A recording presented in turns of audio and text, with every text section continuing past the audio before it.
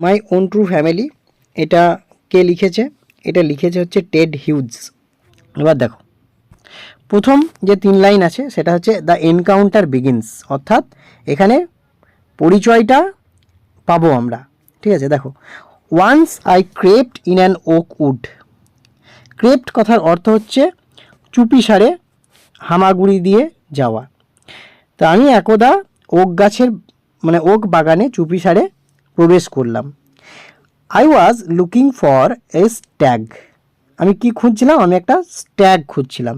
Stag কথার অর্থ হচ্ছে মেল ডিয়ার। স্ট্যাগ কথার অর্থ হচ্ছে মেল ডিয়ার, অর্থাৎ পুরুষ হরিণ। I met an old woman there. এবং সেখানে আমি কি খুঁজতে গিয়েছিলাম? পুরুষ হরিণ খুঁজতে গিয়েছিলাম। সেখানে আমি পরিচিত হলাম একজন বৃদ্ধ মহিলার সঙ্গে বা বৃদ্ধা মহিলার সঙ্গে। All knobbly stick and rag. সে একদম মানে কী বলবো, নবলি মানে কাঁপছিল যেন, মানে একদম সেই জুবুথুবু হয়েছিল এবং র্যাগ অর্থাৎ ছেঁড়া খোঁড়া জামা কাপড় মানে কাপড় পরেছিল। সি সেড, তিনি বলেছিলেন, I have your secret here inside my little bag. আমার এই যে ছোট্ট ব্যাগটা দেখছো, এই ছোট্ট ব্যাগে তোমার সমস্ত রহস্য এখানে ভরা রয়েছে। ঠিক আছে, এখানে কবি তাহলে একটা হরিণের খোঁজে এসেছিলেন এবং হরিণের খোঁজে আসার পরে তিনি একটা বৃদ্ধা মহিলার সঙ্গে তার পরিচয় হলো। সেই বৃদ্ধ মহিলার চেহারা ছিল একদম জুবুথুবু, তিনি কাঁপছিলেন এবং তার পরনের কাপড়গুলি ছিল একদম ছেঁড়া খোঁড়া। ঠিক আছে, এবং তিনি বলেছিলেন, সেই মহিলাটা বলেছিলেন যে লেখকের যত রহস্য আছে তার এই ছোট্ট ব্যাগটাই আছে, অর্থাৎ তার কাছে একটা ছোট্ট ব্যাগ ছিল, সেই ছোট্ট ব্যাগের মধ্যে লেখকের সমস্ত রহস্য লুকিয়ে আছে। নেক্সট দেখো, নেক্সট বলছে then she began to cackle and I began to quack. এবার এখানে দেখো দ্য ভিশন রিভিল্ড, অর্থাৎ এখানে এবার তার কাছে প্রকাশ্যে আসবে যে কথাটা বলা হলো যে তোমার সমস্ত রহস্য আছে আমার সামনে, সেটা এবার রিভিল্ড হবে, প্রকাশ্যে আসবে এটা। তাহলে এইটা বলার পর সে কী করতে লাগলো? সে ক্যাকেল অর্থাৎ হাসতে লাগলো, অট্টহাসে হাসতে লাগলো। আর আমি কি করতে লাগলাম? আমি ভয়ে কাঁপতে লাগলাম। অর্থাৎ এখানে মানে লেখকের টেনশন শুরু হয়ে গেল এখানে। She opened up her little bag, সে তার ছোট্ট ব্যাগটা খুললো। And I came twice awake, এবং আমি দ্বিতীয়বারের জন্য জেগে উঠলাম। এই দ্বিতীয়বারের জন্য জেগে ওঠা, এটাকে কি বলা হয়েছে দেখো, এটা বলছে যে suggest a dream within a dream, অর্থাৎ একটা স্বপ্নের ভেতরে স্বপ্ন দেখা, এটাই হচ্ছে টুয়াইস অ্যাওয়েক। ঠিক আছে, মানে এরকম হয় না যে আমরা স্বপ্ন দেখছি, স্বপ্নের মধ্যে হয়তো দেখা গেল যে আমি বাড়ির বাইরে দাঁড়িয়ে আছি, নিয়ে সেখানে ভাবছি আমি কলকাতা যাব। ঠিক আছে, তো পরক্ষণেই দেখা গেল যে আমার সামনে ভেসে উঠলো রাস্তা, মানে রাস্তায় প্রচুর গাড়ি, মানে ভালো পাকা রাস্তা, বড় বড় বাড়ি, এরকম একটা স্বপ্ন আবার ভেসে উঠছে, অর্থাৎ আমার স্বপ্নের মধ্যেই আমি আর একটা স্বপ্ন দেখছি। ঠিক আছে, তো সেই রকমই কবি এখন কি করছেন না, কবি যখনই কবিকে বলল যে তোমার যত সিক্রেট আছে সব আমার এই মানে ব্যাগের মধ্যে আছে, তো ব্যাগটা যখন খুললো তখন কবি যেন দ্বিতীয়বার জেগে উঠলেন। অর্থাৎ এখানে আমরা দুভাবে ভাবতে পারি, যেটা বললাম যে স্বপ্নের মধ্যে স্বপ্ন, অথবা আরেকটাভাবে ভাবতে পারি যে কবির মধ্যে একটা চেতনা জেগে উঠল, মানে যখনই তাকে তার সামনে ওই তার যে জিনিসগুলো, যে তার রহস্যটা তুলে ধরা হলো, তখন সে দ্বিতীয়বারের জন্য জেগে উঠলো, বলতে তার মধ্যে একটা চেতনা জেগে উঠলো। তারপরে দেখো surrounded by a staring tribe and me tied to a stake, অর্থাৎ সে নিজেকে কোথায় খুঁজে পেল? সে দেখলো যে সে কতগুলো ট্রাইব দ্বারা ঘেরা রয়েছে। ট্রাইব বলতে এখানে মানে আদিম মানুষ বলতে পারো, কিন্তু এখানে আদিম মানুষ নয়, এখানে হচ্ছে ওক গাছকে বোঝানো হচ্ছে। ঠিক আছে, এখানে ওক ট্রিকে বোঝানো হচ্ছে। তো এবং সে একটা স্টেকে বাঁধা ছিল। স্টেক হচ্ছে মরণ খুঁটি, হ্যাঁ, মানে যে খুঁটিতে সাধারণত মৃত্যু দেওয়া হয় আর কি। ঠিক আছে, বেশ।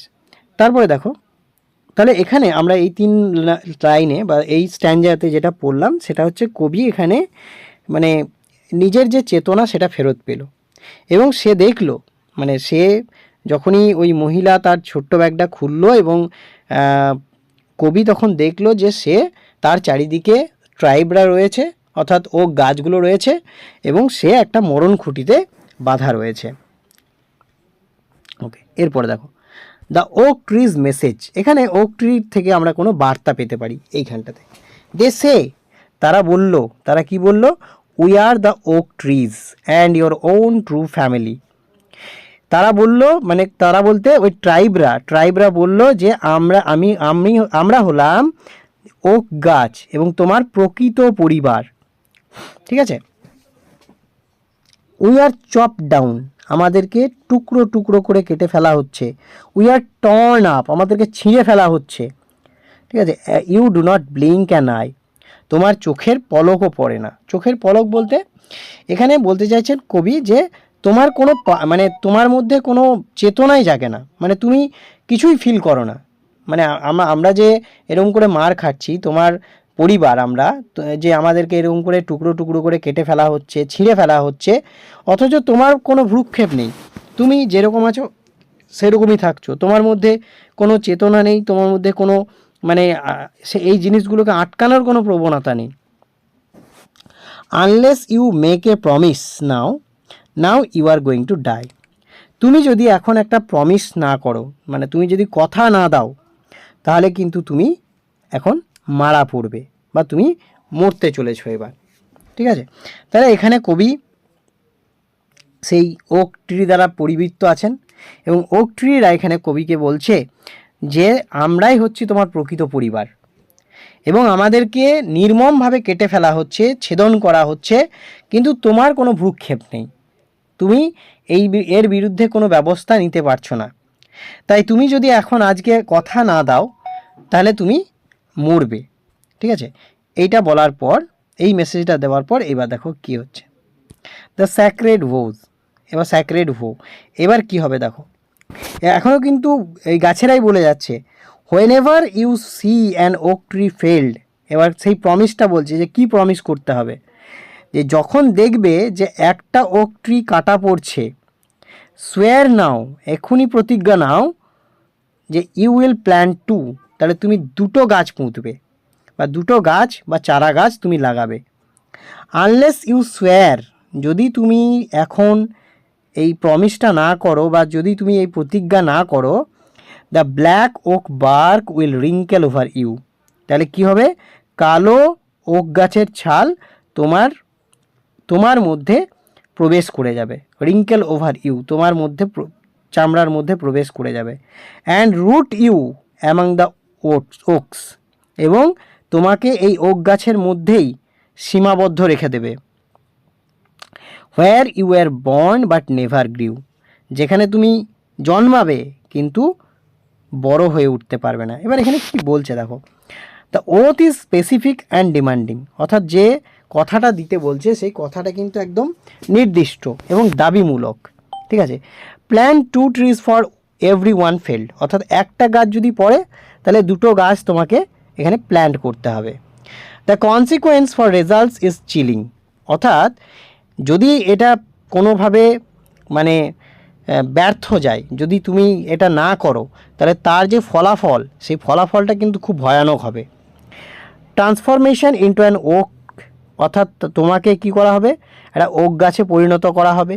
Rooted among the trees where the speaker was born but never গ্রিউ, তোমাকে কি করা হবে না গাছের মধ্যে সীমাবদ্ধ করে দেওয়া হবে, একদম বেঁধে দেওয়া হবে তোমাকে, যেখানে তুমি জন্মাবে কিন্তু বড় হয়ে উঠতে পারবে না।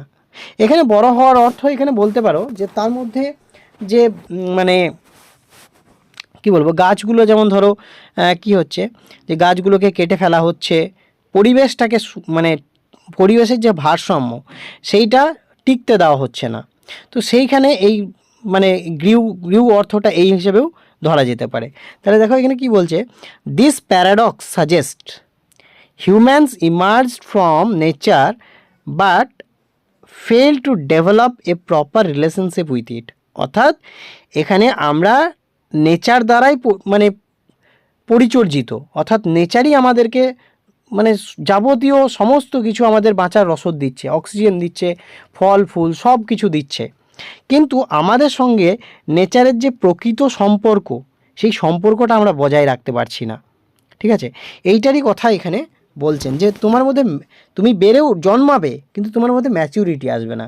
তোমার আর আমার মধ্যে যে রিলেশন, অর্থাৎ প্রকৃতির সঙ্গে মানুষের যে রিলেশন, সেইটা কোনো দিন বড় হবে না, সেইটা কোনো দিন তুমি বুঝতে পারবে না। অর্থাৎ আমি যতক্ষণ না নেচারকে ফিল করতে পারছি, নেচারের জায়গাতে আসতে পারছি, ততক্ষণ পর্যন্ত কিন্তু আমরা কোনোভাবেই নেচারের সঙ্গে নিজেকে সম্পৃক্ত করতে পারবো না। আর নেচারের সঙ্গে যদি সম্পৃক্ত না করতে পারি, তাহলে এক কথা কি, যে আমি যদি মানে কোনো মানুষের সঙ্গে একদম ঘনিষ্ঠভাবে না মিশি, তাহলে সেই মানুষটা সম্পর্কে আমি জানবো কী করে?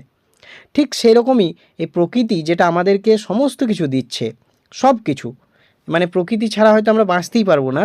সেই ক্ষেত্রে প্রকৃতির সঙ্গে যদি আমরা না মিশি, প্রকৃতির সঙ্গে যদি না থাকি, প্রকৃতির যে অভাব অভিযোগ সেগুলো যদি না জানতে পারি নিজেরা ওখানে থেকে, তাহলে আমরা কিভাবে জানবো যে প্রকৃতি কত স্যাক্রিফাইস আমাদের জন্য করছে? ঠিক আছে, এইখানেই এই যে স্ট্যাঞ্জা, সেই স্ট্যাঞ্জাতে কবি এই বক্তব্যগুলোই তুলে ধরতে চেয়েছেন। অর্থাৎ প্রকৃতির সঙ্গে মানুষের যে রিলেশন, এই রিলেশনটাকেই তিনি তুলে ধরতে চাইছেন। এবার দেখো, this was my dream beneath the bows. তাহলে এটা ছিল একটা আমার স্বপ্ন। সেই স্বপ্নটা কোথায়? না, গাছের একটা ডালের নিচে একটা স্বপ্ন দেখছিলাম আমি। The dream that altered me, যে স্বপ্ন আমাকে কি করলো? পরিবর্তন করে দিল, আমার মধ্যে ট্রান্সফরমেশন আনলো। When I came out of the oak wood, যখন আমি ওক গাছের বাইরে এলাম বা ওক বাগানের বাইরে এলাম, ব্যাক টু হিউম্যান কোম্পানি, মানুষের সঙ্গে যখন এলাম, মানুষের সঙ্গ যখন পেলাম, my walk was the walk of a human child, আমার হাঁটাটা ছিল মানুষের ছেলের মতোই, মানুষের বাচ্চার মতোই। But my heart was a tree, কিন্তু আমার হৃদয়টা হয়েছিল পুরো গাছের মতন। অর্থাৎ কবি এখানে স্বপ্ন দেখার মাধ্যমেই পরিবর্তন হয়ে গেছিলেন। কবি এতক্ষণ যে তার চোখের সামনে গাছগুলো কেটে পড়ছে, সেই দিকে তার যখন কোনো ভ্রুক্ষেপ ছিল না, সে কোনো কিছুই মনে করতো না, তার ব্যথাও লাগতো না। এখন এই স্বপ্নটা দেখার পরে কবির মধ্যে এতটাই পরিবর্তন এসেছে, এতটাই ট্রান্সফরমেশন হয়েছে তার, যে সে এখন তার হৃদয়টা যেন একদম গাছের মতন। অর্থাৎ তিনি ওক গাছগুলোর সঙ্গে বা প্রকৃতির সঙ্গে নিজেকে একদম একাত্ম করে নিয়েছেন। তিনি আর কোনোভাবেই তার যে বহিরাঙ্গ সেটা মানুষের মতন, কিন্তু তার যে অন্তরের যে ভাষা বা অন্তরের যে ভাব, সেটা একদম গাছের মতন। অর্থাৎ তিনি যে স্বপ্নের মাধ্যমে দেখলেন যে একটা গাছ পড়লে দুটো গাছ পুঁততে হবে, সেটা কিন্তু তিনি একদম মনের মধ্যে গেঁথে নিয়েছেন। ঠিক আছে, এই ছিল আমাদের কবিতা।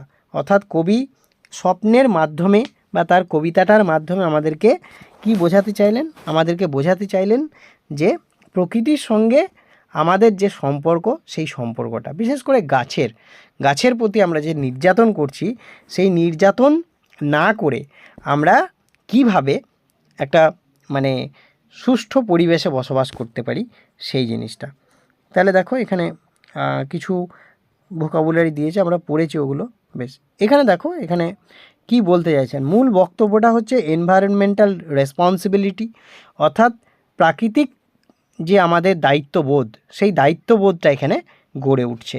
নেক্সট হচ্ছে ট্রান্সফরমেশন, অর্থাৎ কবির মধ্যে একটা একদম ফান্ডামেন্টাল সুইফট চলে এলো। অনেকের হয় না যে অনেকে একদম নাস্তিক থাকে, যে কোন ঠাকুর দেবতা কোনো কিছুতেই মানে না, ঠিক আছে, কিন্তু হঠাৎ করে তার মধ্যে এতটাই পরিবর্তন এলো যে সে একদম ধার্মিক হয়ে গেল।